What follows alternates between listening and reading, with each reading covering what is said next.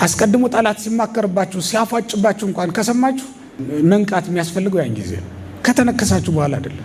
በትምህርትም እንድንጠላት ተደርጓል። በትርክ በዲስኩርም ልክ እንደዛው በካድሬዎች ስልጠና በተለያዩ መንገዶች ቤተክርስቲያኒቱን ሊያስጠሉ የሚችሉ ታሪኮች ሲተረኩ ነው የኖሩት። ቤተክርስቲያኒቱም ዝም አለች። የደረሳችሁበት ዘመን ቤተክርስቲያንን ከእጃችሁ ሊቀሟችሁ ያሰፈሰፉ በጣም ብዙዎች ናቸው። በአደባባይ ዲስኩር ሲሰጥ አንድም የተከላከለላት የለም። ይቺ ቤተክርስቲያን እንደ በግ በተኩላዎች መካከል የተላከች ናት እና በተኩላ መካከል ተቀምጠህ ላትነከስ ነበር እንዴ? ዝም ብለህ ከተኛ እረኛ ከተኛ አንተም ከተኛ እንዴት ነው የማትነከሰው? አሁን በስጋ ኃይል የምንመላለስ በትዕቢት መንፈስ የምንራመድ ከሆነ አገሩ የኛ ነው፣ ቤተክርስቲያኒቱ የኛ ናት፣ ያደግንበት ነው እንዲህ የምንል ከሆነ እግዚአብሔር ከኛ ጋር አብሮ አይሰራም። እንቅልፋም ካህን እንቅልፋም ጳጳስ ልታገኙ ትችላላችሁ እንዴ? እንደ ዓለማውያን እኮ ጭፈራ ቤት እንሄዳለን፣ መጠጥ ቤቱ እንሞላዋለን እና በምንድን ነው ልናመልጥ እቺን ቤተክርስቲያን ልናድናት የምንችለው? አትጠራጠሩ፣ አምላካችን የማዳን አምላክ ነው። በዝሙት ያልበሰበሰ ያልቆሸሸ ሰውነት ሊኖረን ይገባል። እግዚአብሔር ዕቃ በሚል ርዕስ የዛሬውን ትምህርት እንማር። ስለ አንድ ስለተወደደ እና እግዚአብሔርም ስለመረጠው ቅዱስ ዕቃ ነው የምንነጋገረው። የሐዋርያት ሥራ ምዕራፍ 9 ቁጥር 15 ላይ ያለውን የመጽሐፍ ቅዱስ ክፍል መነሻ እናድርግና እንማር። በዚህ ቦታ ላይ የምታውቁት ታላቁ ሐዋርያ ቅዱስ ጳውሎስ ነው ታሪኩ የተመዘገበው።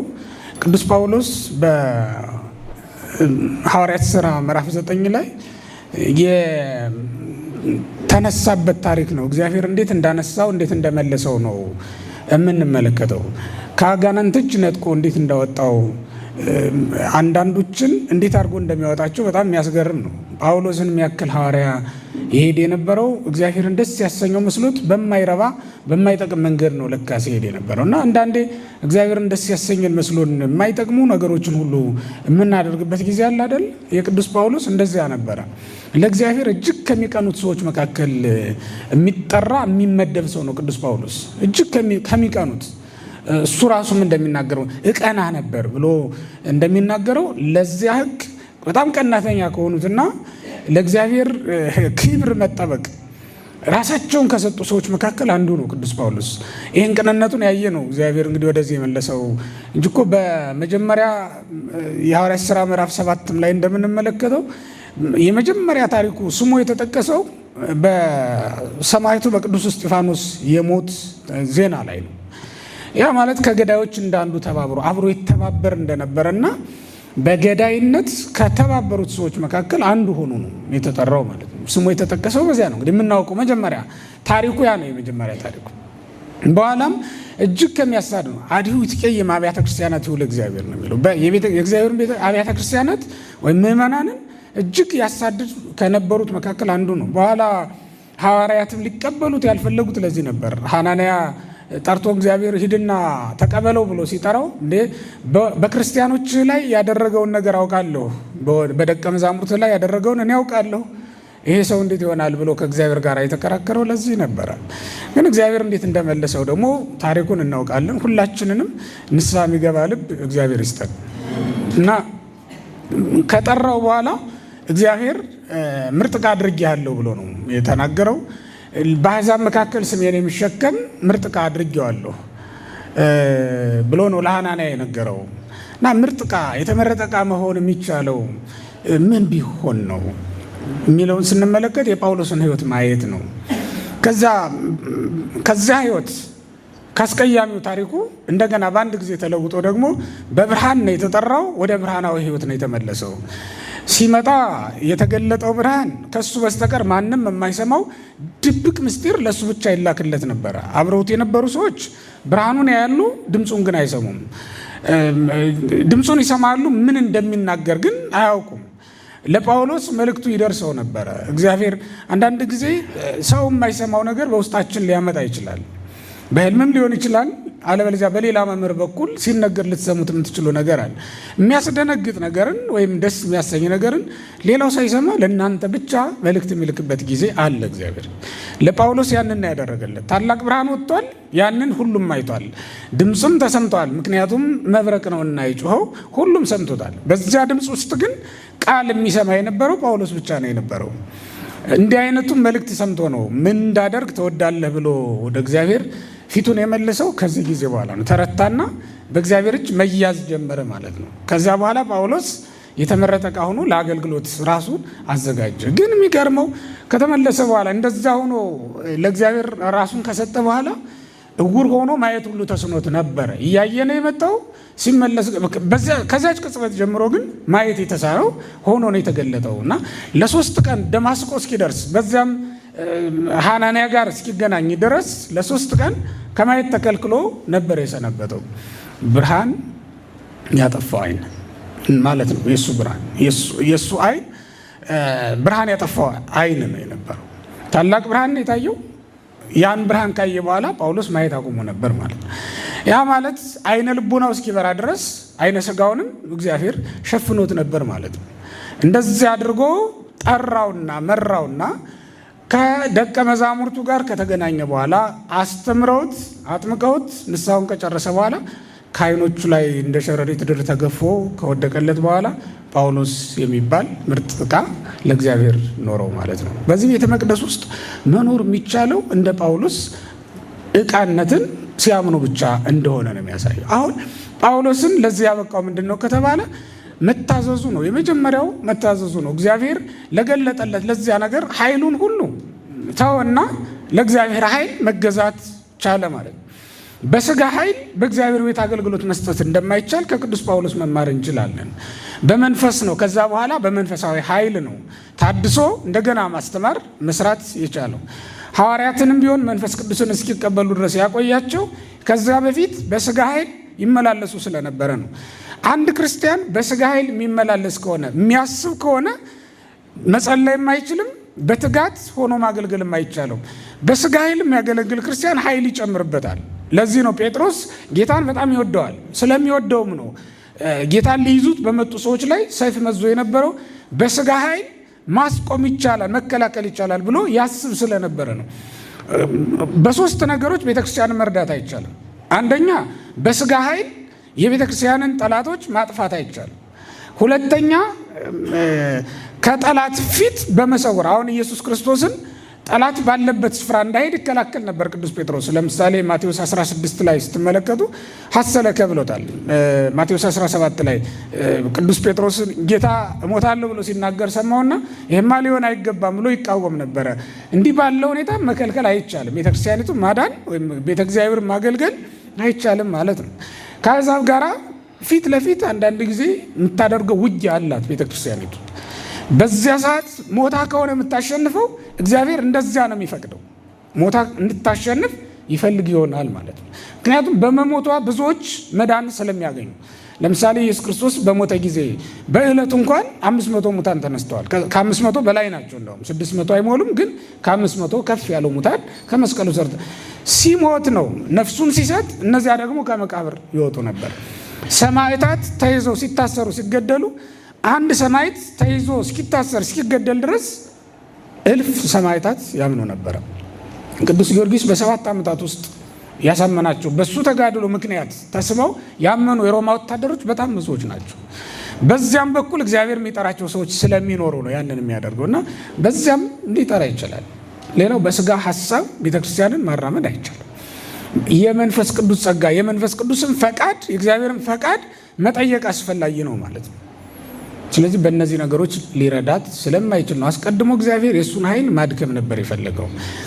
ያ ኦሪቱን ያገለገለበት ሕገ ኦሪትን ለማስከበር የሄደበትን ኃይል የትዕቢት መንፈስ እግዚአብሔር አስቀድሞ ሰብሮ ጣለለት። ክፉ የአጋንንትን መንፈስ እግዚአብሔር ከእኛም ውስጥ ያርቅልን። አሁን በስጋ ኃይል የምንመላለስ በትዕቢት መንፈስ የምንራመድ ከሆነ አገሩ የኛ ነው፣ ቤተክርስቲያኒቱ የኛ ናት፣ ያደግንበት ነው። እንዲህ የምንል ከሆነ እግዚአብሔር ከእኛ ጋር አብሮ አይሰራም። እግዚአብሔር ከትሑታን ሰዎች ጋር ስለሆነ ነው አብሮ የሚሰራ። ራሳቸውን ዝቅ አድርገው በቅዱስ መንፈስ ተመርተው የሚሰሩ ሰዎች ጋር አብሮ ስለሚሰራ ነው። ቅዱስ ጳውሎስ የተመረጠ ዕቃ መሆን የጀመረው ከዛ ዕቃ እንደምታውቁት የራሱ ፈቃድ የለውም። አንድ አገልጋይ የራሱን ፈቃድ ካልተወ እንደ እግዚአብሔር ፈቃድ ሊኖር በፍጹም አይችልም። ቅዱስ ጳውሎስ በመጀመሪያ የራሱን ፈቃድ ነው የተወው። ጌታ ሆይ ምን እንዳደርግ ትወዳለህ ብሎ ማለት ነው። ሊሄድ የተነሳው ወደ ደማስቆ ክርስቲያኖችን እያሰረ እንዲያመጣ ከሊቀ ካህናቱ ደብዳቤ ተቀብሎ ነበር የሄደው። ግን እግዚአብሔር አድርግ ያለውን ብቻ ለማድረግ ጌታ ሆይ ብሎ እጁን ሰጠ ማለት ነው። ከዛ በኋላ ማንኛውም ሰው ቢሆን ወደ ቤተክርስቲያን አገልግሎት ስትመጡ ይቺ ቤተክርስቲያን የሐዋርያት ቤተክርስቲያን ናት። ይቺ ቤተክርስቲያን ሰማዕታት ደማቸውን አፍስሰው የጠበቋት ቤተክርስቲያን ናት። ይቺ ቤተክርስቲያን በጽርሐ ጽዮን መንፈስ ቅዱስን የተቀበለችው ቤተክርስቲያን ናት። ስለዚህ እንዲህ ባለችው ማህበር ውስጥ ስንገባ ፈቃደ እግዚአብሔርን ለመፈጸም የራሳችንን ፈቃድ መተው መቻል አለብን። የራሱን ፈቃድ የማይተው ክርስቲያን እንዴት ብሎ ለእግዚአብሔር ሊታዘዝ ይችላል? ሁለት ፈቃድ መቼም ቢሆን ለአገልግሎት የሰመረ አገልግሎት ለማገልገል አያስችልም። የእኛም ፈቃድ ካለ የእግዚአብሔርን ፈቃድ ካለ እሱ ሊሆን አይችልም። የእኛን ትተን የእግዚአብሔር ፈቃድ ይሁን ብለን ማገልገል መልመድ አለብን። ቅዱስ ጳውሎስ ምርጥ ዕቃ የተባለው ለዚያ ነው። ምርጥ ዕቃ ማለት የተቀደሰ አገልጋይ ዕቃነት የእግዚአብሔር ዕቃነቱን አምኖ እግዚአብሔር ሂድ ወዳለው ብቻ የሚሄድ ማለት ነው። ቅዱስ ጳውሎስ ከዚያ በኋላ በተናገራቸው ቃላት ልብ ይሰብራል። የሚናገራቸው አሁን የሐዋርያት ሥራ ምዕራፍ 20 ስትመለከቱት ቁጥር 14 ላይ በእኔ ዘንድ ነፍሴ እንደከበረች አላያትም፣ እንደከበረች አድርጌ አልቆጥራትም ይላል። በእኔ ዘንድ ነፍሴ ሰውነቱን ይሄን ያክል የተናቀች አድርጓታል። ምክንያቱም የእግዚአብሔርን ፈቃድ ለማድረግ የተሰየመ አገልጋይ እንደነበረ ስለሚያምን ማለት ነው። በየትኛውም መድረክ ላይ ብታገለግሉ የራሳችሁን ፈቃድ መተውን አስቀድማችሁ ልታደርጉ ይገባል። ከዚያ በኋላ የእግዚአብሔርን ፈቃድ ለማድረግ ስንመጣ እግዚአብሔር ደግሞ የእኛን ፈቃድ እየፈጸመ እንድናገለግል የሥራ በሮችን እየከፈተልን ነው የሚሄደው። ቅዱስ ጳውሎስን እንዲሆኑ ስለመጣ ነው። ከእስር ቤት ያወጣው ጊዜ አለ። ከአንበሳ መንጋጋ ያዳነው ጊዜ አለ። ሞት ከመከሩበት ሰዎች መካከል በልዩ ልዩ መንገድ ያወጣው ጊዜ አለ። አሁን ምዕራፍ 22ን ስትመለከቱት ቅዱስ ጳውሎስ እንዴት ባለ መንገድ ይድን የአይሁድን ሴራ ምዕራፍ 23 ላይ ስትመለከቱ የሐዋርያት ሥራ ማለት ስትመለከቱ አይሁድ በጣም በብዙ ተደራጅተው መክረውበት ነበረ። በቃ ዛሬ በእጃችን ገብቷል እንገድለዋለን ብለው የተመካከሩ ሰዎች ነበሩ። ከዚያ ሁሉ እንዴት እንደሚያድኑት ለምን? እግዚአብሔር የራሱን ዕቃ አሳልፎ ስለማይሰጥ ማለት እግዚአብሔር በገንዘቡ ላይ አይቀልድም። በእውነቱ እግዚአብሔር ገንዘቡን አሳልፎ አይሰጥም። ቅዱስ ጳውሎስ የእግዚአብሔር ገንዘብ አድርጓል ሰውን ንዋየ ቅድሳት ማድረግ። በመጀመሪያ ሰውነታችንን ንዋየ ቅድሳት ማድረግ ይኖርብናል ወገኖች። አንደበታችንም ንዋየ ቅድሳት መሆን አለበት። ዓይናችንም ንዋየ ቅድሳት መሆን አለበት። እጃችንም ንዋየ ቅድሳት፣ እግራችንም ንዋየ ቅድሳት፣ ሁለንተናችን ምን መሆን አለበት? ነገሩ ንዋየ ቅድሳት። ንዋየ ቅድሳት እዚህ ከገባ በኋላ በጻሕሉ ፈትፍተን እንብላበት፣ በጽዋው ቀድተን እንጠጣበት አይባልም። መብራቱን እንኳን ሳይቀር ቤታችን ወስደን እንድመቅበት አይባልም። እዚሁ ነው የሚቀመጥ። ቢሰበር እንኳን እዚሁ ይቀመጣል። ንዋየ ቅድሳት ሆኗል። እኛም ሰውነታችንን ንዋየ ቅድሳት ማድረግ የመጀመሪያ ስራችን መሆን አለበት። እግዚአብሔር የሚገለገለው በንዋየ ቅድሳት ነው። ባልተቀደሰ ዕቃ እግዚአብሔር አይገለገልም። ስለዚህ ሰውነታችሁን ንዋየ ቅድሳት፣ ልቡናችሁን ንዋየ ቅድሳት አድርጉት። በጎ ሀሳብ የሚያስብ ቂምና በቀል የሌለበት፣ በቂም በበቀል ያላደፈ ሰውነታችሁን ንጹህ ማድረግ፣ በዝሙት ያልበሰበሰ ያልቆሸሸ ሰውነት ሊኖረን ይገባል። አንደበታችንም ልክ እንደዚያው ሐሰት ከመናገር ሁለት ቃል ከመናገር እውነትና ሐሰትን ቀላቅሎ ከመያዝ የተለየ መሆን አለበት። ለምን? ንዋየ ቅድሳት ስለሆነ እግዚአብሔር የሚገለገልበት ነው። ንጹህ ማድረግ ይገባል ወገኖች። በእውነት እግዚአብሔር የሚገለገለው በንዋየ ቅድሳት ስለሆነ እዚህ መጥቶ ሳይባረክ አገልግሎት የሚሰጥ ዕቃ የለም። ሁሉም ነገር እዚህ መጥቶ ጸበል የሚቀዳበትም ቢሆን ስጋው ደግሞ የሚቀርብበትም ቢሆን ካህናት የሚለብሱት ልብሰ ተክህኖም ቢሆን ተባርኮ ተጸልዮበት፣ አንዳንዱ ደግሞ ቅባ ሜሮን ተቀብቶ ከብሮ ነው አገልግሎት የሚሰጠው ማለት ነው። አለበለዚያማ ከዓለም በምን ይለያል? ስለዚህ ሰውነታችን ለእግዚአብሔር የተለየ መሆን አለበት። ምርጥ ዕቃ መሆን አለበት። እግዚአብሔር በንዋየ ቅድሳት ነውና የሚገለገለው። ቅዱስ ጳውሎስ በመጀመሪያ ያደረገ እሱን መለየት ነው። በቃ ከዓለም መቁረጥ መለየት። እኛ እኮ ችግራችን አሁን ከዓለም የምንመገበው ምግብ አለን። ገና ከዓለም አልተቆራረጥም፣ አልተለያየንም ወገኖቼ። ክርስቲያን ከዓለም የተለየ ግን በዓለም ውስጥ የሚኖር ነው። ዓለም በውስጡ የምትኖር ክርስቲያን የእግዚአብሔር አገልጋይ ሊሆን አይችልም። በዓለም ውስጥ እንኖራለን፣ ዓለም ግን በእኛ ውስጥ አይኖርም። እውነቱ እሱ ነው። ምክንያቱም ጌታ በወንጌል ምን ሆነ? እስመ ይኮኑ እሙንቱ እምዓለም ነው የሚለው። እነሱ ከዓለም አይደሉምና አይደል ያለው በዮሐንስ ወንጌል ምዕራፍ 17 ላይ እነሱ ከዓለም ለየኋቸው ነው የሚለው። ከዓለም አወጣኋቸው ለየኋቸው ብሎ ነው የተናገረው ለባሕርይ አባቱ አደራ ሲሰጥ። ስለዚህ ምን አለ? እኛ አንድ እንደሆን አንድ እንዲሆኑ አንድ መሆንን ስጣቸው ነው። እኔ ከአባቴ ጋር አባቴም ከእኔ ጋር አንድ እንደሆነ አንድ መሆንን ስጣቸው። ክርስቲያን እንደ አብ እንደ ወልድ እንደ መንፈስ ቅዱስ ነው አንድነቱ። የአብ የወልድ የመንፈስ ቅዱስ አንድነት በዘመናት የማይከፈል የማይለይ መቼም ቢሆን አንድ ነው። የአብ አባትነት፣ የወልድ ልጅነት፣ የመንፈስ ቅዱስ ሰራጺነት ምንጊዜም ቢሆን የማይለይ ነው ማለት ነው። የአብ ልብነት፣ የወልድ ቃልነት፣ የመንፈስ ቅዱስ ሕይወትነት የማይለወጥ ነው ማለት ነው። ስለዚህ ሁላችንም አንዳችን በልብነት፣ አንዳችን በቃልነት፣ አንዳችን በሕይወትነት ቤተክርስቲያኒቱም ብናገለግልም ኋላ ግን ምን ይሆናል? ወደ አንድነት መምጣት አለበት። የሥላሴ ሶስትነት ዝሮት የሌለበት ሶስትነት ነው። ምክንያቱም ተጋባው ተከፍሎ ደግሞ በተጋባው ስለሆነ። ተመልከቱ፣ ሶስትነት አለው ግን ደግሞ ስንትነት አለው? ነገር ስንትነት አለው? አንድነት አለው። አንድነት ብቻ ነው ግን ያለው? ስንትነት አለው? ሶስትነትም አለው። ተመልከቱ፣ እኛ ኪዳነ ምሕረት ጽዋ ማህበር አለ፣ ባለ እግዚአብሔር ጽዋ ማህበር አለ፣ አርሴማ ጽዋ ማህበር አለ፣ የሆነ ጽዋ ማህበር አለ፣ ሰንበት ትምህርት ቤት አለ፣ ማህበረ ካህናት የሚባል ማህበር አለ። ሁሉም ግን ምን መሆን አለበት? ብዙነት ወደ ምንነት ወደ አንድነት ማምጣት አለበት። አንድነት ደግሞ ምን መሆን አለበት? ብዙነትን ማምጣት መቻል አለበት። ብዙ ካልሆን አገልግሎት አይሳለጥልንም። አንድ ካልሆን አገልግሎታችን አይፈጸምልንም። የአገልግሎት ፍጻሜ በአንድነት ነው። የአገልግሎት መሰብሰብ ደግሞ የአገልግሎት መሳለጥ ደግሞ በብዙነት ነው። አሁን ተመልከቱ፣ ማህበረ ካህናቱ የድሆችን ገላ ቢያጥቡ የቅዳሴው አገልግሎት ይቀራል። የሰንበት ትምህርት ቤቱ ጽዋ ማህበራቱ የማህሌቱን አገልግሎት ቢይዙ ደግሞ እዚህ ያለው ነገር ደግሞ ይቀራል። አሁን ሁሉም ቦታ ላይ ስራ መስራት ያስፈልጋል ማለት ነው። ስለዚህ ወገኖቼ አንድነታችን እንደ አብ እንደ ወልድ እንደ መንፈስ ቅዱስ ነው መሆን ያለበት። የማይለያይ የማይነጣጠል ልዩነት ያለው ግን ደግሞ አንድነት ያለው ተዋህዷችንም ተፈልጧችንም ተጋቦታችንም ተከፍሏችንም ስንከፈልም ስንስተጋባም ስንሰበሰብም ማለት ነው እንደ አብ እንደ ወልድ እንደ መንፈስ ቅዱስ ነው መሆን ያለብን። በእኛ መካከል የአብነት ስልጣን ያለው ሰው ሊኖር ይገባል። የቤተ ክርስቲያኒቱ መሪ በእኛ መካከል የወልድነት ስልጣን የወልድነት ቦታ ያለው ሰው መኖር አለበት። በእኛ መካከል የመንፈስ ቅዱስነት እንደዚህ አይነት ነገር በሥላሴ ምስጢር ውስጥ የምንማረው ይሄንን ነው። ለዚህም ነው ጌታችን ኢየሱስ ክርስቶስም ሲያስተምር እኛ አንድ እንደሆን ነው ከመ ይኩኑ አሐደ ብነ ከማነ ነው። እኛ አንድ እንደሆን አንድ ይሆኑ ዘንድ በእኛ አንድ ይሆኑ ዘንድ ይላል። የሥላሴ ተዋህዶ ለእኛ ተዋህዶ፣ የሥላሴ ተከፍሎ ለእኛ ተከፍሎ ማሳያ መሆን አለበት። እንዲህ ባለ መንገድ የምናገለግለው ግን ምርጥ ዕቃ መሆን ከቻለን፣ ምርጥ ዕቃ ምርጥ ሰው ስለሆን ካለ ምርጥ ዕቃ ስትሆን፣ ያ ማለት ያንተን ፈቃድ ትተህ የእግዚአብሔርን ፈቃድ ብቻ ማገልገል ስትጀምር ማለት ነው። በዚህ በሐዋርያት ሥራ ምዕራፍ 13 ላይ ዳዊት የእግዚአብሔርን ፈቃድ አገልግሎ ሞተ ይላል። እንዴት ያለ መታደል ነው በእውነት! የእግዚአብሔርን ፈቃድ ብቻ ነው አገልግሎ የሞተው። እንደ ሳኦል የራሱን ፈቃድ የሚቀላቅል ሰው አለ። ሳኦልን አጋግንና ሌሎችን ወግቶ እንዲመጣ ተላከ። አንደኛ ሳሙኤል ምዕራፍ 15 ላይ እንደምንመለከተው የላከው እግዚአብሔር ነው። ሁሉንም አጥፋ፣ ሰውንም እንስሳውንም አጥፋ ተብሎ ነው የተላከው። ግን ሳኦል ምን አለ? አይ የሰባው የወፈረው ለእስራኤል ለምግብነትም ለመስዋዕትነትም ያገለግላል ብሎ በራሱ ፈቃድ ይዞ መጣ። ከሰዎች ደግሞ መኳንንቱ መሳፍንቱ ለምን ይገደላል እንማርካቸው ብሎ ደግሞ እነሱን ማርኮ ይዞ መጣ። እግዚአብሔር ግን እንደዚያ ነበር ያለው? እንደዚያ አይደለም ያለው። እየተጣላህ እንድታገለግል ፍቅር አልባውን እንድታገለግል እግዚአብሔር ፈቅዷል፣ አዝዟል። እንደዚህ ብሎ ፍቅር የሌለው አገልግሎት እግዚአብሔር ፈቅዷል።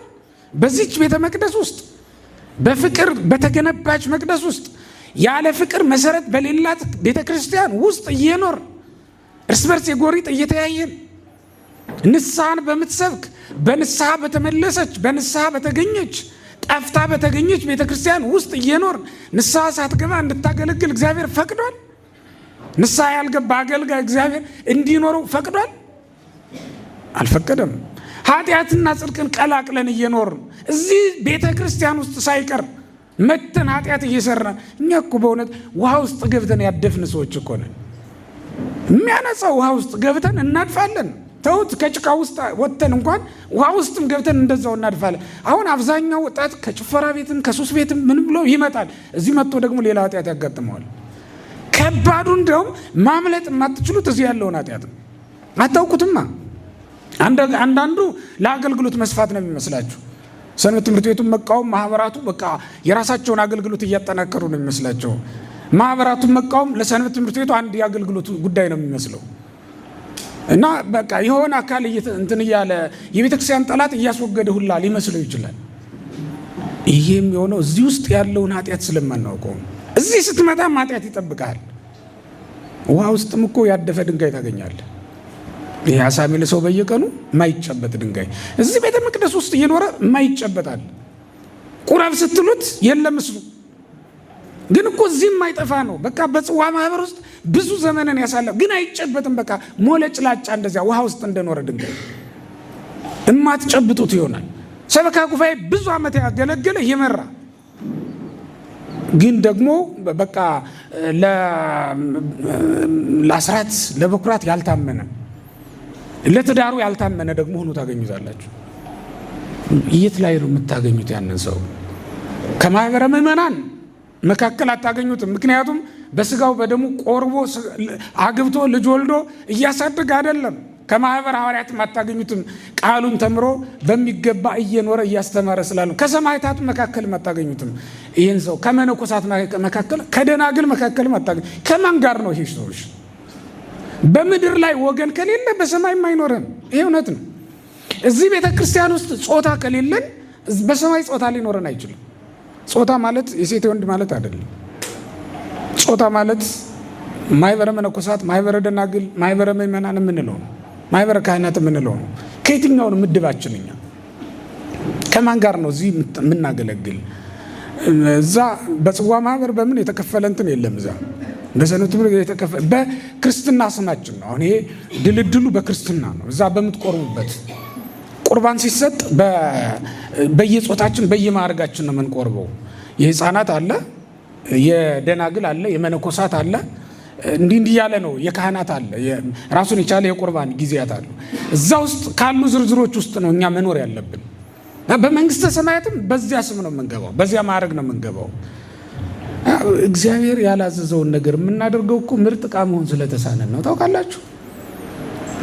በቃ እግዚአብሔር እንዳዘዘን አይደለም። ራሳችን እንደፈቀድ በቃ ቅዱስ ጳውሎስ መጀመሪያ እንዳደረገው ማለት ነው። ይችን ወንጌል ማጥፋት ነበር እሱ ዓላማው። እነዚህን ሐዋርያት ገሎ መጨረስ ነው። እነዚህን ክርስቲያኖች ባጭሩ ትንሽ ነው ቁጥራቸው፣ ሳይበዙ ገሎ ቶሎ ብሎ መጨረስ ነበር የሱ ፍላጎት። ግን አልሆነም። እግዚአብሔር የፈቀደው እግዚአብሔር ያዘዘው ነገር ስለሆነ ሊሆን የሚችለው ማለት ነው። ስለዚህ በመጀመሪያ ምርጥ ዕቃ መሆን አስፈላጊ ነው ወገኖች። የእግዚአብሔር ዕቃ መሆን፣ ለእግዚአብሔር አገልግሎት የተዘጋጀ ልዩ ዕቃ መሆን።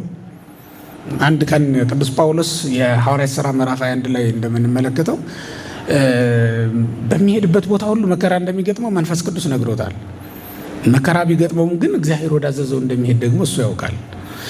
ምክንያቱም በመከራ የእግዚአብሔርን ጸጋ እንደሚያገኝ ያምን ነበርና ሊቆም አልቻለም። ሊሄድ ነው ሲላቸው ሁሉም እንትን አሉ፣ ደነገጡ።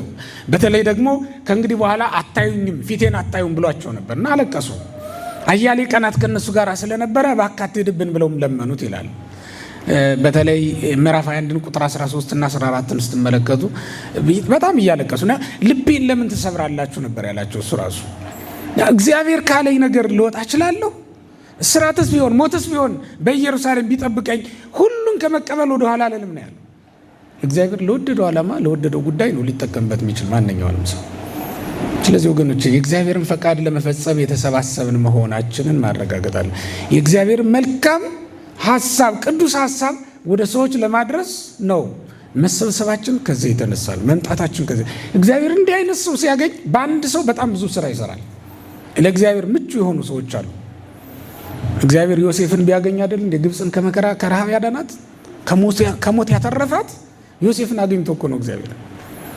ያ ደግ ሰው መከራ ሁሉ የማይለውጠው ከሀገር ርቆ መሄዱም ግብሩን ያለወጠው ያ መልካም ሰው ያችን ሀገር ታደጋት። እግዚአብሔር ሰው ሲያገኝ እንደዚያ ነው። ለአባቱም ለወንድሞቹም ዘር የሆነ ያተረፋቸው እሱ ነው። በረሃብ ቀን እነሱ ሊገድሉት ቢያስቡም እሱ ግን የችግሩን ቀን ያሳለፋቸው እሱ ነው። እንደሚታወቀው መጽሐፍ እንደሚነግረን ሙሴንም ሌሎችንም ደግሞ ስንመለከት ልክ እንደዛው እግዚአብሔር እንዲህ እስክንሆን ድረስ ግን በእኛ ስራ መስራት ያቆማል። ምርጥ ዕቃ እስክትሆኑ ድረስ እግዚአብሔር በእናንተ ስራ መስራት አይችልም፣ ይተወዋል። ለምሳሌ ሙሴ እስራኤልን ማዳን የፈለገው መቼ እንደሆነ ታውቃላችሁ? ልክ 40 ዓመት ሲሞላው ነበር። ያኔ በቃ ግብፃውያንን እያነቀ እየገደለ እስራኤልን ማዳን ፈልጎ ነበር። ልክ ዛሬ እኛ እንደምንፎክረው እንደሚሰማን ክርስቲያኖች ታረዱ፣ ቤተክርስቲያን ተቃጠለ ሲባል በቃ እንደነፋለን፣ ይሞቀናል። ለምንድን ነው እኛ የማንደራጀው? ለምንድን ነው እንዲህ የማናደርገው እንላለን አይደል? ሙሴም ልክ እንደዚያ ነው። ግብፃውያን ይገደላሉ። እንደውም አንድ ቀን ምን ሲያደርጉ አገኛቸው? የአባይ ወንዝ ዳር ላይ ሄዶ ወንድሞቹን ሲጎበኝ እስራኤላዊ መጥቶ እንዶድ ይበጠብጣል። ያን ጊዜ በእንዶድ ነው የሚታጠበው ልብስ፣ ሳሙና የለም። እንግዲህ እንዶድ እየበጠበጠ እያለ አንድ ግብፃዊ መጣና ልቀቅልኝ እኔ ላጥብበት ነው አለው። ኧረ ተው እባክህ እኔ ልጠብ አለው። አንተ ባሪያ ደግሞ እንኳን በበጠበጥከው እንዶድ በደምህስ ባጥብ ማን ነው የሚከለክለኝ ሲል ሙሴ ሰማ። ይህን ያክል ግፍ ሲሰማ ሙሴ ያላስቻለውም ግብፃዊውን ገደለና እስራኤላዊውን አዳነ። የምታውቁት ታሪክ ኦሪት ዘጸአት ምዕራፍ 2 ላይ ያለ ነው። ይህንን ካደረገ በኋላ ነው እንግዲህ ነገሮች የመጡት። የሙሴ ቅናት እስራኤልን ማዳን ነው። ከዛ በበነጋው ግን ማያልፈው ፈተና ገጠመው። ወንድሞች ሁለቱም እስራኤላውያን ተጣልተው አገኛቸው፣ ለአስታራቂነት ቀረበ። ከዛ ግን ያው የሆነው ምንድነው? አንተ ትናንትና ግብፃዊውን እንደገደልክ ዛሬ ምን ልትገለኝ ነው አለው ይላል። ማን ነው ይሄን ያለው? እስራኤላዊው ነው ይሄን ያለው። የሚገርማችሁ ነገር በዛችሁ ሰዓት ለፈርዖን ሪፖርት እየቀረበለት ነበር። ሙሴ ትናንትና ግብፃዊውን ገድሏል፣ እስራኤላዊውን ለማዳን ጀመረ፣ አላገኘውም። ምክንያቱም በሌላ በኩል እግዚአብሔር ሙሴን እንዲሰማ አደረገውና ግብፅን ለቆ እንዲወጣ አድርጎታል። ስለዚህ ከመታሰርም ከመሞትም ዳነ ማለት ነው። እንዲህ አድርጎ ያዳነው ግን አንድ ቀን ንስሐ ገብቶ ለእግዚአብሔር ራሱን አስገዝቶ እንደሚመጣ ስለሚያውቅ ነው። በኋላ የታየበትን ትህትና ተመልከቱ። ኦሪት ዘጸአት ምዕራፍ 3 ላይ ስትሄዱ እግዚአብሔር ጠራና ሙሴን ምን አለው? የሕዝቤን የወገኖችን ጩኸታቸውን ሰምቻለሁና ሰማይኩ ጋሮሙ ለሕዝቤ ወረድኩ ከማዕደን ነው ላድናቸው መጥቻለሁ አለው። እና እልክሃለሁ ሲለው ምንድን ነው ያለ? ጌታ ሆይ እኔ ተናገር ብትለኝ አንደበቴ ዲዳ ነው፣ ተናግሬ ያላሰማ። አድን ብትለኝ እኔ ሽማግሌ ነኝ፣ የ80 ዓመት ሽማግሌ አይሆንልኝ። በቃ ስለዚህ እባክህ ጌታ ሆይ ሌላ ሰው ላክ ብሎ ነበር እንግዲህ እንትን ያለው ማለት ነውና ሌላ ሰው ላክ ጌታ ሆይ እኔ አልችልም አለው። ግን እግዚአብሔር እሱን አልፈቀደም። የሚፈልገውም እንዲህ አይነት ትሁት ሰው ነው የነበረው። ትሁት ካልሆንክ እግዚአብሔር ባንተ አይሰራም። እውነቱን ነው የምነግራችሁ። ቤተ ክርስቲያን ውስጥ የሚያገለግል ሰው ምንጊዜም ቢሆን ራሱን እንደተናቀች እንደ ምናምንቴ ነገር አድርጎ መቁጠራል። ያልወደቀች ስንዴ ስታፈራ እስኪ ልታሳዩኝ ትችላላችሁ? ያልፈረሰች ያልበሰበሰች ስንዴ ልትበቅል ትችላለች? እንዴት ሆኖ? ካልወደቃችሁ እዚች ቤተ ክርስቲያን ውስጥ ፍሬ አይኖራችሁም። ያ ማለት ራሳችሁን እንደተናቀ እንደ ምናምንቴ ነገር መቁጠር አለባችሁ። ከሐዋርያት ማን ነው ራሱን ከፍ ከፍ ሲያደርግ የነበረ? ከሐዋርያት ማን ነው የራሱን ክብር ጠብቆ ለእግዚአብሔር ክብር እሰጣለሁ ብሎ ያሰበ ማን ነው? እንደሱ አይነት ነገር የለም። ያንተን ክብር ተው። ከዛ በኋላ እግዚአብሔር ከስጋውያን ጋር እንደሚጣለው ማለት ነው። ከነዚህ ሁሉ ጋር ገጥሞ ወገኖች ማዳን እንዲችል አድርጎ ነው እግዚአብሔር አሰናድቶ ይላል። እግዚአብሔር አሁን የተመኛችሁትን ሁሉ በልባችሁ ይችን ቤተክርስቲያን ማዳን አይደል የምንፈልገው? ብዙ ወጣት እንደዚያ ነው የሚፈልገው። ይችን ቤተክርስቲያን በቃ የሆነ ቦታ ላይ ደርሶ እሱ ማዳን እንደሚችል እንደሚፈልግ ያስባል። እንድትድንም ከመቃጠል ከመገደል ከመፈናቀል እንድትድን ይፈልጋል። እውነትም ነው። በገዛ ሀገሯ ለምን ስደተኛ ትሆናለች? ለምን መከራ? ለምን ሁልጊዜ ጥቁር ልብስ ትለብሳለች? እኔ ቤተክርስቲያንን ለኢትዮጵያ ኢትዮጵያን ለቤተክርስቲያን ማድረግ ግዴታ ነው። ይህን ማድረግ አለብን። በእርግጥ የቤተክርስቲያን ያልሆነች ኢትዮጵያ ቤተክርስቲያንን ልትቀበል አትችልም። አሁን ኢትዮጵያን የቤተክርስቲያን ማድረግ ቤተክርስቲያንን ለኢትዮጵያ ለማድረግ ይጠቅመናል ወገኖች። አለበለዚያ ከባድ ነው ያለው ነገር። ግን እንደዚያ ሲሆን ደግሞ እንደ ሙሴ አይነት ሰው መሆን ያስፈልጋል። እምንጸልይ እምንጾም እና ለእግዚአብሔር ራሳችንን የሰጠን መሆን መቻል አለብን። ምናችንም እኮ እግዚአብሔር አይደለም። በእውነቱ እውነቱን እንነጋገር። ከተማ ምናችን ነው እግዚአብሔር? አንዳንዱ ትዳር የሚመሰረተው እዛው በከተማ ነው። እዚህም እንኳን መስርቶ ቆርቦ አግብቶ ግን ሌባ ነው፣ ጉቦ ተቀባይ ነው። ዛሬ ነው ግን ደግሞ ሌላ ሴት አሳዳጅ፣ ሌላ ወንድ አሳዳጅ፣ እንደዛ ነው። ትዳራችን እንኳን እግዚአብሔር መቀደስ ለእግዚአብሔር የምትቀድሰው ነገር ምንድነው? ለእግዚአብሔር ብለህ የተውከው ነገር ምንድነው? ለእግዚአብሔር ብለን ከምግብ መከልከል፣ ለእግዚአብሔር ብለን መጸለይ፣ እንቅልፍ መተው፣ ለእግዚአብሔር ብለን በእውነት ለእግዚአብሔር የቀደስነው የለየነው ነገር ምንድነው? ብዙዎቻችን ለእግዚአብሔር ብለን እንኳን ጊዜ መስጠት አቅቶን አይደል እንዴ? መተንም አንማር። በእውነት ምናችን ነው እግዚአብሔር? አንደበታችን እግዚአብሔር ነው እንዳትሉ እናሻለን። እግዚአብሔር ደግሞ ውሸተኛ ምላስን ይጸየፋል። ከሚጸየፋቸው ነገሮች አንዱ ውሸተኛ ምላስ ነው። ሰውነቴ እግዚአብሔር ነው እንዳንል በሌላ ነገር የተሞላ ነው። እግዚአብሔር እንዲህ አይነቱን ደግሞ አይቀበልም በእውነቱ። ስለዚህ ለእግዚአብሔር ምናችን ነው እግዚአብሔር? አንካሳ እምነት እኮ ነው ያለን። ለምጽ ያነደዳት ነፍስ እኮ ነው ያለችን። የሥጋ ለምጽስ ቢሆን በፈወሰን። ግን ወገኖች ምናችን ነው እግዚአብሔር? ነው ሁለንተናችን እግዚአብሔር እስኪሆን ድረስ እግዚአብሔር ይፈልጋል። ከዛ በኋላ እኮ በቤተ ክርስቲያን በኩል አይደል እንደ ዓለምን የፈወሰው? እቺ ቤተ ክርስቲያን አይደለች እንደ ደም የሚፈሳትን ሴት ያስቆመች? እቺ ቤተ ክርስቲያን አይደለች እንደ ጋኔን ያባረረች? አባት አድራ የሚጸልይበት በዓት ላይ 3 አጋንንት ጥሩ መነኩሴ መስለው መጡ ይላል። ነው በቃ ጺማቸውን አንጀርግገው ነው የመጡትና ከገዳም የመጡ አባቶች ነው የሚመስሉት። መጡ ወደ አባት አድራ። እሱ በመንፈስ አወቀባቸውና ባሉበት ቦታ እንዲያቆማቸው ወደ እግዚአብሔር ጸለየ። እግዚአብሔር መልአኩን ልኮ ባሉበት ቦታ አድርቆ አቆማቸው እንዳለ። አሁን እነዚህ አጋንንት እንደገና መለመን ጀመሩ። እባክህ ፍቀድልን፣ ወደ ኋላ እንመለስ አሉት ይላል። እንዲህ በአጋንንት መጫወት ማሰር የምትችል ቤተክርስቲያን ዛሬ አጋንንት ይሰሯት።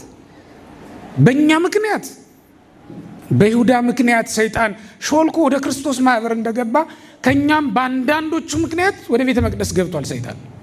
ጉቦ የሚቀበሉ፣ የአመንዝራነት ስራ የሚሰሩ፣ በውሸት ተግባር ላይ የተሰማሩ፣ የቤተ ክርስቲያን ያልሆነውን ስራ በቤተ ክርስቲያን ይዘው የሚገኙ በአንዳንዶቹ በኩል ሰይጣን ሾልኮ ገብቶ ትዕቢትን የምታወግዝ ቤተ መቅደስ ውስጥ ቤተ ክርስቲያን ውስጥ ትዕቢት የነፋቸው፣ ሐሰትን የምትቃወም ቤተ ክርስቲያን ውስጥ ሐሰት የሞላቸው በአንዳንዶቹ በኩል ሰይጣን ሾልኮ ገብቶ ማህበሩን የክርስቶስን ማህበር አዋርዶታል። ስለዚህ እቺ ቤተ ክርስቲያን አሁን በሹማምንቱ ዘንድ ምን አይነት መልክ ነው ያላት? እቺ ቤተ ክርስቲያን በሌላ እምነት ተከታዮች ዘንድ ምን አይነት መልክ ነው ያላት? እቺ ቤተ ክርስቲያን በአማኞቿ ዘንድ እንኳን የታመነች መሆን የተሳናት ቤተ ክርስቲያን። የትዳር ሰርቲፊኬት እኮ የቤተ ክርስቲያን ከሆነ አሁን ተቀባይነት የለውም። ቤተ ክርስቲያን ካልታመነች ማን ነው ሊታመን የሚችለው? ይህንን ያደረጉ ሰይጣንን አሾልኮ ያስገቡ ደግሞ ከኛ ማህበር ውስጥ አሉ፣ አንዳንዶች ከኛ መካከል። ስለዚህ ወገኖች በመጀመሪያ ምርጥ ቃል ለመሆን ራሳችሁን አዘጋጁ። ጌታ ሆይ ብትወድስ እኔ አንተን ላገለግልህ እችላለሁ እፈልጋለሁ ብሎ የሚመጣ አገልጋይ ነው የሚፈልገው እግዚአብሔር። ሙሉ ፈቃድን ለእግዚአብሔር መተው ማለት ነው፣ መስጠት ነው የሚያስፈልገው። እንዴት ስናደርግ ገንዘብ እንኳን ቢሰጠን በገንዘባችን እንዴት ማገልገል እንዳለብን እናውቃለን። ትንሽ ስለሆነች አይደለም። ዛሬ በትንሿ ገንዘብ ካላገለገልክ ነገ በብዙ አታገለግልም። ፋብሪካ ሲኖርህ እንደውም ያን ጊዜማ ባንክ ብድር አለብህ፣ ያን እቁብ አለብህ፣ ያልሞላለህ ብሎ። በነገራችን ላይ ድሃ ማን እንደሆነ ታውቃላችሁ? ድሃ ማለት ብዙ ገንዘብ የሌለው እንዳይመስላችሁ፣ ሀብታም ነው፣ በጣም ድሃ። ምክንያቱም በጣም ድሃ ባለ ሀብቶች አሉ በዚህ ዘመን። በጣም ድሃ ባለ ሀብቶች ጣጣቸው ብዙ ነው፣ ገንዘባቸውም ብዙ ነው፣ ጣጣቸው ብዙ ነው። ከገንዘባቸው ችግራቸው ነው የሚበዛ እና በጣም እነሱ ናቸው በብዛት። እኔ ከዚህ በፊትም አውርቻለሁ። ፈሪ ማን ነው በዚህ ዘመን? ባለስልጣን። በጣም በብዙ ሰው ተከቦ መሄድ እሱ ነው። እኔ እኮ ብቻዬን መሄድ ይችላል። ብቻውን መሄድ አይችልም። ያ ስልጣንም ፈሪ ያደርጋል፣ ሀብትም ድሃ ያደርጋል። በመጠን መኖር ግን ሁሉን ያስችላል። እና በመጠን መኖር መልመድ። አንድ ክርስቲያን በመጠን መኖር፣ ገንዘብ ተሸካሚ መሆን። እንደ ባዶ ቦርሳ ዝም ብሎ ገንዘብ ቢሞሉባችሁ ምን ጥቅም የለውም እኮ። በአግባቡ በመጠን መያዝ። ቦርሳ ራሱ እኮ የሚያምርበት በልኩ ገንዘብ ሲይዝ ነው። ሰውም የሚያምርበት በልኩ ሀብታም ሲሆን ነው፣ በመጠን መኖር ሲችል ነው። አለበለዚያ ይወጣጠርና ያስጠላል። ያለ ልኩ ገንዘብ የተቀበለ ሰውም ልክ እንደዚያ ነው። አንድ እረኛ አለ፣ በፊልክስዩስ ላይ የተጻፈ አንድ እረኛ አለ እና በግ ነው የሚጠብቀው፣ ያለው በግ ብቻ ነው። በግ ሲሸለት በእነሱ ሀገር ጸጉራም ነው በጉ፣ እንደኛ ሀገር አይደለም። ኢየሩሳሌም አካባቢ አሁን ጸጉራም በጎች ነው ያሉት።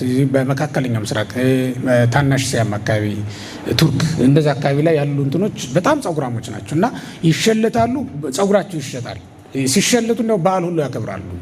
በግ የመሸለት ቀን ራሱን ችሎ የታወቀ ነው፣ በልማዳቸው የታወቀ ነው እና በጎቹ ጸጉራቸው ሲሸለት አስቀድሞ ከ3 ነው የሚከፍለው። ያረኛ ሌላ ሀብት የለውም፣ በግ ጠባቂ ነው።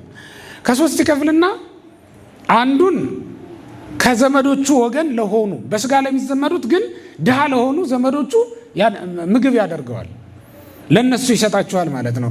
አስቀድሞ የራስን ቤት መስራት ስለሚገባ ማለት ነው።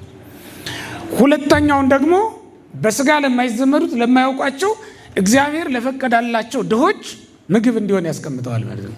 ተሽጦ ለነዚያ ይሆናል። ሶስተኛውን ግን ራሱ ይወስዳል ማለት ነው። ስለዚህ ከእግዚአብሔር ጋር ተካፍሎ 1/3ኛውን ነው የሚወስድ የነበረው ማለት ነው። እና እንዲህ አይነት በትንሿም እንኳን በበግ ጠባቂነት የታመነ ሰው ለሀገር ጠባቂነት ይበቃል ማለት ነው። ስለዚህ ወገኖች እንደው ራሳችንን ታማኝ ማድረግ ያለብን ከዚች ሰዓት ጀምሮ በጉልምስና ወራት የጉልምስና ምኞት ፍላጎት አላስችል ብሎኝ አልቻል ብሎኝ ነው ከአቅሜ በላይ ሆኖ ነው ብለን የማንታመን ከሆነ በእርጅና ወራትም አይታመን። ምክንያቱም አጋንንት በእርጅና ወራት ደግሞ ሌላ ፈተና ይዘው ስለሚመጡ ማለት ነው። እና ከወዲሁ የእግዚአብሔር ዕቃ አድርጎ ራስን መቁጠር እና መስጠት ለሚፈልገው ዓላማ እንዲያውለን እግዚአብሔር መፍቀድ አስፈላጊ ነው የሚሆነው። አለበለዚያ መሀል ላይ ስልጣን ስናገኝ ሌላ ነገር እየጨመር እናስቸግራለን። ሳውል በመጀመሪያ ቅድም አንስቼላችሁ ነበር። በመጀመሪያ መንግስት አልፈለገም፣ አላሰበም ነው ማለት ነው። አልፈለገም ሳይሆን አላሰበም። ምክንያቱም እሱ የአንድ ተራ ሰው ነው፣ ልጅ ነው፣ የቄስ ልጅ ነው፣ ከብንያም ወገን ነው እና ተራ ህዝብ ነው፣ ተራ ሰው ነው። በቃ እንደዚያ ነው የሚኖር። አህያ ፍለጋ ነው የወጣው። በዛው እግዚአብሔር አመጣና ንጉሥ አደረገው። ይሄ እግዚአብሔር ፈቃድ ነው የነበረው። 40 ዓመት እስራኤልን ገዛ። ከ40 ዓመት በኋላ ደግሞ መቆየት ፈለገና ከሱ ቀጥሎ የሚነግሰውን ንጉሥ ማሳደድ ጀመረ። ዳዊትን ለመግደል በጣም ብዙ ጊዜ ዘምቷል እና እንዲያውም እንደወጣ በዚያ በጊልቦዓ ተራራ ወድቆ ነው የቀረው። ወደ ቤተ መንግስት እንኳን አልተመለሰም። በቤተ መንግስቱ ያልሞተ በዚያው በወጣበት ጋሻ ጃግሬው ገድሎ የገደለው የራሱ ጋሻ ጃግሬ ማለት ነው። የራሱ ወታደር ወቅቱ የገደለው ሰው እሱ በዛው እንደወጣ የቀረ ማለት ነው። እና ሰው የሆነች ነገር ሲያገኝ በዛው ይጣፍጠውና እንዲያውም ሌላ ኃጢአት እየጨመረ ነው የሚሄደው ከዛ በኋላ። ስለዚህ ወገኖቼ እዚህ ቤት ውስጥ ስንኖር፣ በእግዚአብሔር ቤት ውስጥ ስንኖር ለእግዚአብሔር ቅዱስ ዕቃ መሆን በቂያችን ነው። ለእግዚአብሔር ቅዱስ ዕቃ መሆን እዚህ ቤተ እግዚአብሔር ውስጥ ያሉ እኮ ነዋያት የከበሩ ናቸው። እግዚአብሔር ያከበራቸው የሚገለገልባቸው ናቸው። የቤተ መቅደሱ በር፣ መሬቱ፣ አፈሩ በራሱ ቅዱስ አይደለ? እኛ ተጠምቀን ምንድንበት ውሃው፣ እኛ ጠጥተን የምንፈወስበት፣ እኛ ተቀብተን ምንድንበት ከህመማችን ከደዌያችን አፈሩ እሱ ሁሉ ቅዱስ ይሆናል። እዚህ ቤተ እግዚአብሔር መጥቶ ሲረገጥ ነው እንደዚያ የሚሆኑ። እዚህ ቤተ እግዚአብሔር ከመጣ በኋላ ነው እንደዚያ የሚሆኑ። ስለዚህ እዚህ እንመጣለን። እንደ ቅዱስ ጳውሎስ ባለማየት እንኳን ብንመጣ እያየን መመለስ ግን አለብን። ቅዱስ ጳውሎስ ሳያይ ነው የመጣው። ተጨፍኖ አይነ ስውር ሆኖ ነው የመጣው። ምንም ባለማወቅ ሊሆን ይችላል እኮ የምትመጡት። ለእግዚአብሔር እናንተን መለወጥ ቀላል ነው በወገኖቼ። ፈቃድ ብቻ ነው የሚፈልገው እግዚአብሔር። ፈቃዳችንን ለእግዚአብሔር መስጠት ነው እንጂ እግዚአብሔር እኛን መለወጥ ብሎ የአዲስ ከተማረው በላይ ልታገለግል እኮ ትችላለህ። ክህነት ካለው በላይ ልታገለግል ትችላለህ እግዚአብሔር ከፈቀደልህ። ግን ራስን መስጠት፣ ፈቃድን መስጠት ደግሞ ከኛ ይጠበቃል ማለት ነው። ይሄን ለማድረግ ራስን ምርጥ ዕቃ አድርጎ ወይም ደግሞ የዕቃ ያክል አድርጎ መቁጠር ይገባል። ዲግሪ ሊኖርህ ይችላል። የተለየ ስጦታ፣ የተለየ ጥበብም ሊኖርህ ይችላል። የተለየ ሀብትም ሊኖርህ ይችላል። በዛ ሁሉ የምትኮፈስበት አይደለም። እግዚአብሔር የሰጠህ ነው። እግዚአብሔር ደግሞ ሊነሳህ የሚችል ነው። እንደ ጳውሎስ ኃያል ነበር እንዴ? ግን እግዚአብሔር ሲያሽመደምደው ዝቅ ነው ያለው። ቶሎ ብሎ ለእግዚአብሔር ራስን ዝቅ ማድረግ ማስገዛት ይገባል። እንደዛ ከሆን ቤተክርስቲያኒቱን አሁን በሁለንተናዊ ዘርፍ በእውነት ይሄ ወጣት ይሄ ዘመን የፈተና ወቅት ነው የደረሳችሁበት ዘመን። ቤተክርስቲያንን ከእጃችሁ ሊቀሟችሁ ያሰፈስፉ በጣም ብዙዎች ናቸው። ብዙዎቻችሁ በትምህርት አጣችኋታል። ምክንያቱም በትምህርትም እንድንጠላት ተደርጓል። በዲስኩርም ልክ እንደዛው በካድሬዎች ስልጠና በተለያዩ መንገዶች ቤተክርስቲያኒቱን ሊያስጠሉ የሚችሉ ታሪኮች ሲተረኩ ነው የኖሩት። ቤተክርስቲያኒቱም ዝም አለች፣ እያየች እየሰማች ማለት ነው። በነገራችን ላይ ይውላችሁ አስቀድሞ ጠላት ሲማከርባችሁ ሲያፏጭባችሁ እንኳን ከሰማችሁ መንቃት የሚያስፈልገው ያን ጊዜ ነው። ከተነከሳችሁ በኋላ አይደለም። የሚበላኝን አሞራ ምን ሲለኝ ነው ማውቀው ነው የሚለው። ሲዞሩን ዝም አለ። አይ ሙተዋል በቃ ብለው ሰፈሩብን እና ሙተን እኮ ነው የታየ ነው። እኛ ራሳችን ሙተን ስላዩን መጡና የሞተን ሬሳ መቼስ ቢሆን ያሞራ ቀለብ አይደል ሌላ ምን አለው?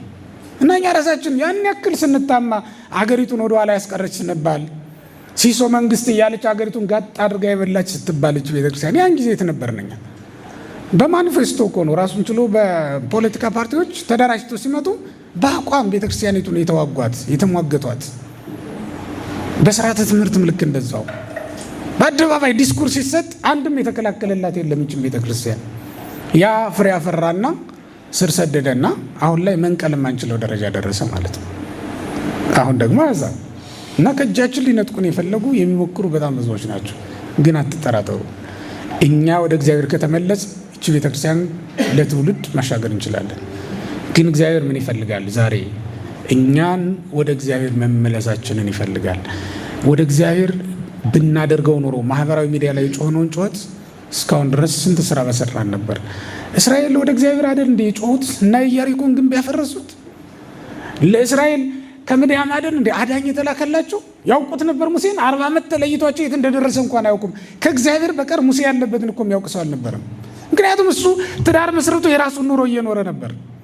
ከእግዚአብሔር በቀር ዮሴፍ ያለበትን ቦታ የሚያውቅ ነበረ? እዚያስ የላከው እግዚአብሔር ለያዕቆብና ለወንድሞቹ መዳን ምክንያት እንደሆነ የሚያውቅ ሰው ነበረ ከእግዚአብሔር በቀር? በ17 ዓመቱ ነው የተሸጠ። እናንተም 17 ዓመት ሞልቷችኋል። አሁን 13 ዓመት በግብፅ በባርነት ቆየ። እስር ቤትም ሰው ቤትም ቆየ፣ ባሪያ ሆኖ ማለት ነው። ከዛ በኋላ ነው እንደገና 30 ዓመት ሲሞላው እግዚአብሔር በጥበብ ገለጠው ማለት በሞገስ ገለጠው። ጊዜው ሲደርስ 13 ዓመትም በመከራ አሳልፎ ነው እግዚአብሔር ሰው አድርጎ እንደገና ያስነሳው ማለት ነው። ሙሴን ነው ዮሴፍን። ስለዚህ ወገኖቼ እንዲህ ባለ መንገድም እግዚአብሔር እንዴት እንደሚያድን ጳጳሳቱ እነሱ መካከል ዘረኛ ሊኖር ይችላል፣ ጉቦኛ ሊኖር ይችላል። ቤተክርስቲያንን የተወ ዓለማዊ የሆነ ቅልጥ ባለ እንቅልፍ ውስጥ የተኛ ሰው ሊኖር ይችላል። እነሱ መካከል ደግሞ ግን የሚጸልይ ሰው የለም ማለት አይደለም። በተቀደሰ አገልግሎት የሚያገለግል ደግሞ አለ። የእረኞች ተግባር ላይ የተሰማራና የበጎቹ ጉዳይ የሚያሳስበው እንቅልፍ የሚነሳውና ሌሊትም ቀንም የሚያለቅስ ደግሞ እነሱ መካከል ይኖራል። አለበለዚያ ደግሞ እነሱ ለቤተ ክርስቲያን የማይገቡ ነው ከተገኙ እኛ መንፈሳውያን ከሆን እግዚአብሔር ለእኛ አባት ይሰጣል። ስጋውያን እንኳን ቢሆኑ ማለት ነው። እነሱን ማሳለፍ እነሱን ማጥፋት እግዚአብሔር ይችላል። ምክንያቱም እግዚአብሔር ሙሴን ከምድያም ሲጠራ ከእስራኤል መካከል ሰው ስላጣ ነው። ያን ጊዜ ምንም ሰው አልነበረም እና ሙሴን ከምድያም አሮንን ከሴኬም ነው ጠርቶ ያመጣቸው። ከተለያየ ቦታ ጠራና ሰብስቦ እስራኤልን ታድናላችሁ ብሎ አመጣቸው። እዛ ውስጥ እንኳን የመጀመሪያ ቀዳሚ ልዑክ ሊሆን የሚችል ሰው ይቅርና ሙሴና አሮን እንኳን መጥተው ነግረዋቸው አልገባቸው ብሎ ያስቸግሩ የነበሩ ሰዎች አሉ። ታውን እንገዛ በቃ እዚህ እንኑር ይሉ የነበሩ ሰዎች አሉ። ዘጸአትን ምዕራፍ 4 ምዕራፍ 5 እስኪ ያልሁት ክርክሩ የነበረው እስራኤልን ማሳመን ነበር። ለነ ሙሴ አንዱ ፈተናቸው የነበረው። እንደዚህ አይነት ፈተና ቤትም ውስጥ ሊነሳ ይችላል። በጳጳሳቱ መካከል፣ በካህናቱ መካከል እንቅልፋም ካህን እንቅልፋም ጳጳስ ልታገኙ ትችላላችሁ። ግን ወገኖቼ ህዝቡም ወደ እግዚአብሔር መጮህ ከጀመረ እግዚአብሔር እረኛ ይሰጣል። መቼም ቢሆን መርሳት የሌለባችሁ እንደሆነ ታውቃላችሁ። ይቺ ቤተክርስቲያን እንደ በግ በተኩላዎች መካከል የተላከች ናት። ያ ማለት በተኩላ መካከል የተላከች የተቀመጠች በግ ናት ቤተክርስቲያን። ግን ደግሞ እንደ ርግብ የዋህ እንደ እባብ ደግሞ ምን መሆን አለባት? ብልህ መሆን አለባት እንጂ እግዚአብሔር ሲልካት አሕዛብ ነከሱን ብለህ ለምንድን ነው የምታደርገው? እንደ በግ በተኩላ መካከል እልካችኋለሁ እኮ ያለው ራሱ ነው ማቴዎስ 10:16 ላይ። እና በተኩላ መካከል ተቀምጠህ ላትነከስ ነበር እንዴ? ዝም ብለህ ከተኛ እረኛ ከተኛ አንተም ከተኛ እንዴት ነው የማትነከሰው? የተኩላ ባህሪው መንከስ ነው። የበግ ባህሪው ደግሞ መሸሽ ወይም ደግሞ መነከስ ነው። እኛ በጸሎት አናመልጥ፣ ጸሎት የለን። በጾም አናመልጥ፣ ጾም አናውቅ። በትህትና በንጽህና ሆነን እግዚአብሔርን ደጅ ጠንተን አናመልጥ። ይሄ ሁሉ ነገር የለም እንዴ? እንደ ዓለማውያን እኮ ጭፈራ ቤት እንሄዳለን፣ መጠጥ ቤቱ እንሞላዋለን። እና በምንድን ነው ልናመልጥ እቺን ቤተክርስቲያን ልናድናት የምንችለው? ቁርጠኝነት የሌለን በፍጹም ዓለማዊነት ስሜት ውስጥ የምንኖር ሆነን እንዴት ነው ሊሆን የሚችለው? ራሳችንን ለእግዚአብሔር ዕቃ አድርገን ማቅረብ ይኖርብናል። ከዛ በኋላ እግዚአብሔር ስራውን ይሰራል። አትጠራጠሩ። አምላካችን የማዳን አምላክ ነው። ይህን እናምናለን። እግዚአብሔር ሰው ሲያገኝማ ባቢሎን ውስጥ በሰለስቱ ደቂቃ የሰራውን አይታችሁ የለ አይደለም? እስራኤላውያን ራሱን ንጉሱን ከአምልኮተ ጣዖት ሲከለክለው፣ ጣዖቱን ሲያስፈርሰው፣ የናቡከደነጾር ጣዖት ከአንድ ምዕራፍ በስተቀር ታሪክ የሌለው ጣዖት እኮ ነው።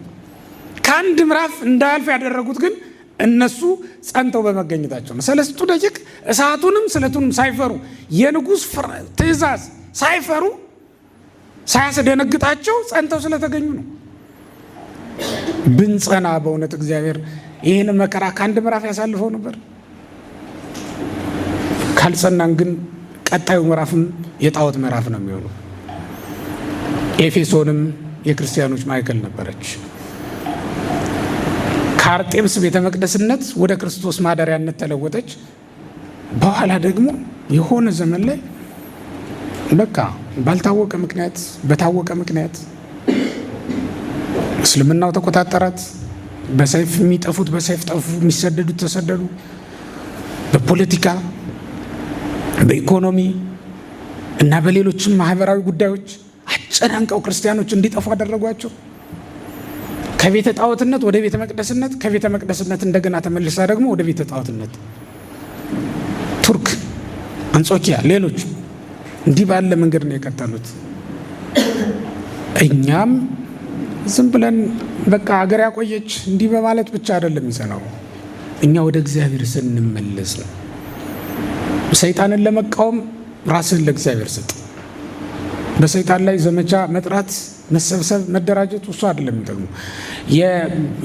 ራሳችንን ለእግዚአብሔር ስንሰጥ ያን ጊዜ አንዱ እልፍ አጋንንትን ማሳደድ የሚችልበት ዘመን ላይ መድረስ እንችላለን። እና ነገስታቱን ሳይቀር መማረክ የሚችል ነበሩ። በቅዱስ እንጦንስ በነበረበት ዘመን፣ አባ እንጦንስ በነበረበት ዘመን ምን ይል ነበረ ንጉሱ?